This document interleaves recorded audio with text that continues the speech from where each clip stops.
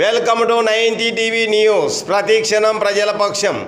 గణతంత్ర దినోత్సవం సందర్భంగా జిల్లా కలెక్టర్ గారిచే 2 ప్రశంసా పత్రాలు అందుకున్న ఇండియన్ రెడ్ క్రాస్ సొసైటీ ప్రతి సోమవారం స్పందన అర్జీదారులకు ఆహారం పంపిణీతో పాటుగా పర్యావరణ పరిరక్షణకు వివిధ కార్యక్రమాలు చేపట్టడం, విద్యా సంస్థల్లో ప్రథమ చికిత్స శిక్షణ మరియు ఉచిత వృత్తి క్యాంపు నిర్వహించడం, రక్తదానంపై విశేషంగా సేవలు అందించడంతో పాటు నంద్యాల జిల్లా ఇండియన్ రెడ్ క్రాస్ సొసైటీ జిల్లా కలెక్టర్ గారి చేతుల మీదుగా 2 ప్రశంసా పత్రాలు అందుకోవడం జరిగిందని జిల్లా చైర్మన్ డి దస్తగిరి పర్లా తెలిపారు.